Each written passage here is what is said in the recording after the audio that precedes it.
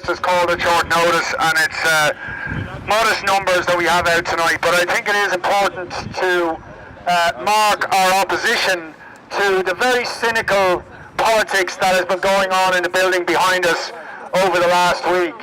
I think it goes without saying that Fianna Fail and the Greens deserve political annihilation in the forthcoming election for unleashing the most brutal budget last December and their 4-year plan to launch a vicious assault on the incomes of low and middle income families, on the public services on which the most vulnerable in our society depend, for attacking people on disability, attacking people on social welfare, attacking the hundreds of thousands who've lost their jobs as a result of the bankrupt policies of that government. And all of that, I suppose, is very clear and is the reason why I think Fianna Fail will suffer devastation at the polls in a few weeks.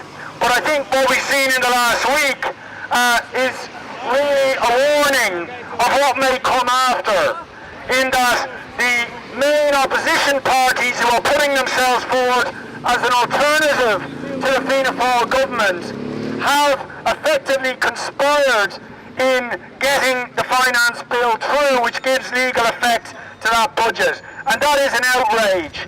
It is no good at all engaging in the politics of sound bites and criticism of this government if behind closed doors you are going to conspire with that same government to ensure that the brutal budget measures they're trying to impose on working people and the vulnerable in our society get through before the people of this country have a chance to vote and have their say on how we deal with the current economic crisis. And I think the fact that Fianna Gael and Labour have conspired in this way tells you a lot about the political establishment in this country. It is a cosy club, and that cosy club is linked up to a bigger cosy club in Europe, grouped around the European Central Bank, the EU Commission, and the financial and political institutions in Europe.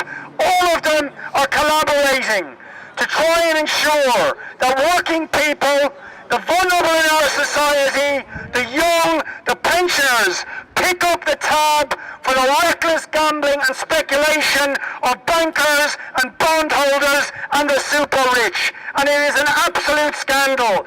And they are sending us a signal that election or no election, this assault on ordinary people is going to continue, that they are determined to protect the rich at the expense of the poor.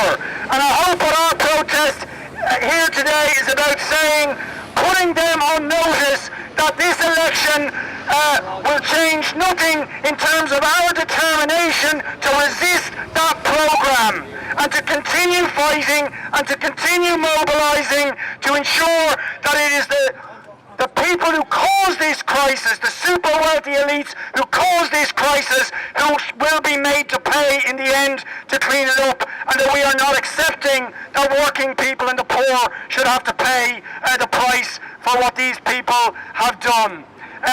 Of course the next few weeks is important, and we have to say to the contending opposition parties, we want pledges. We don't want just sound bites, we want clear pledges.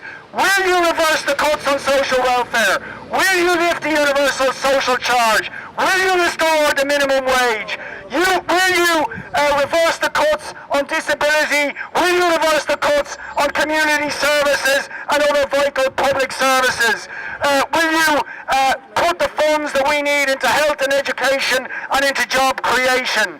And will you ensure that it is the bankers and the developers and the super wealthy elite who pick up the tab for the economic crisis? We have to demand those clear pledges. I think we've seen in the last week we are unlikely to get them because these people are a closey club. And in that regard, I hope the whole lot of them, or most of them, are driven out, and that we have the chance to put new political forces into the door that are going to represent working people, but crucially not just with speeches in the door, but by organising the mass resistance of workers and communities in the aftermath of this election to resist the IMF, resist the EU, and resist the assault that is being launched on ordinary people in this country. So we can expect many more and hopefully much bigger protests in the coming weeks, and we have to commit ourselves to fight that battle in the most determined fashion over the coming months. Well done for coming along.